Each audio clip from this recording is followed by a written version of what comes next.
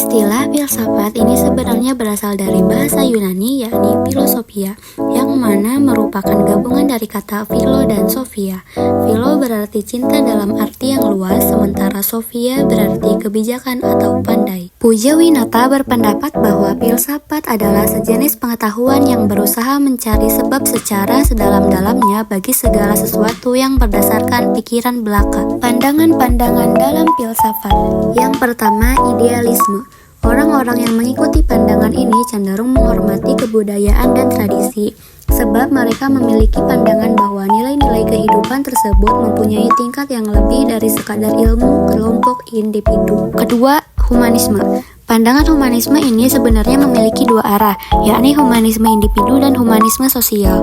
Dalam humanisme individu lebih mengutamakan adanya kemerdekaan berpikir, mengemukakan pendapat, dan berbagai aktivitas yang menuntut kreativitas. 3. Rasionalisme. Rasionalisme adalah pandangan yang sumber pengetahuannya berasal dari rasio atau akal manusia.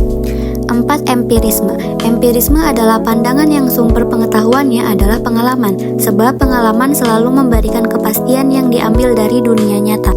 5. Kritisisme. Pandangan ini berpendapat bahwa kebenaran itu tidak perlu diuji sebab sudah memiliki batasan-batasan tersendiri antara rasionalisme dan empirisme. Yang keenam, konstruktivisme. Pandangan ini dikemukakan oleh Giambattista Vico pada tahun 1710 yang menyatakan bahwa pengetahuan seseorang itu merupakan hasil konstruksi dari individu itu sendiri melalui interaksi dengan objek, fenomena, pengalaman, dan lingkungannya.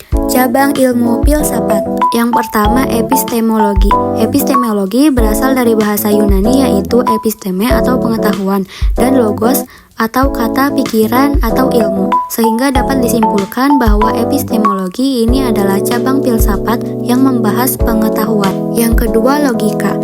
Cabang filsafat ini berupaya menyeimbangkan akal atau pikiran yang diutarakan melalui kata atau bahasa verbal. Yang ketiga, etika. Cabang filsafat ini memandang manusia dari segi perilakunya. Bahkan pada zaman Socrates, etika sangat berpengaruh pada kehidupan manusia. Yang keempat, estetika. Cabang filsafat ini mempersoalkan seni atau art dan keindahan atau beauty. Hal-hal yang dibahas mengenai keindahan adalah kaidah dan sifat hakiki dari keindahan. Misalnya, menguji keindahan dengan perasaan dan pikiran manusia. Yang kelima, filsafat ilmu. Cabang filsafat ini membahas mengenai hakikat ilmu.